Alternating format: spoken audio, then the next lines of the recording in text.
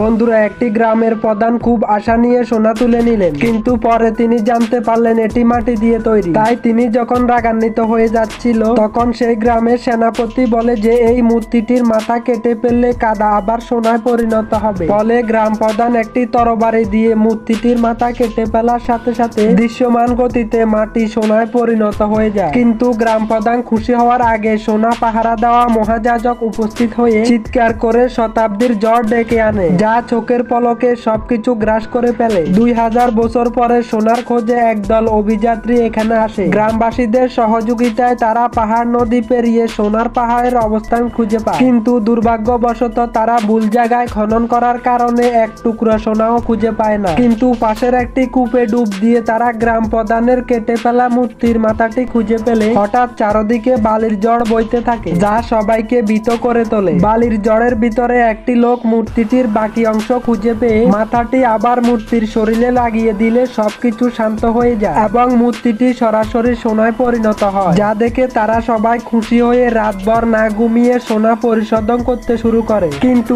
এ সময় হঠাৎ রাতের আকাশে বজ্রপাত হয় এবং প্রবল বৃষ্টি হতে থাকলে তারা দেবতাকে স্মরণ করে এবং কিছু সোনা স্থানীয়দের মধ্যে বিলিয়ে দেয়। ফলে সেখানকার দরিদ্র স্থানীয়রা চিরকাল সুখে বসবাস করতে থাকে। তো বন্ধুরা, ভিডিওটি ভালো লাগলে একটি ভালোবাসা দিবেন, আর আপনি কোথা থেকে দেখছেন অবশ্যই কমেন্টে জানাবেন।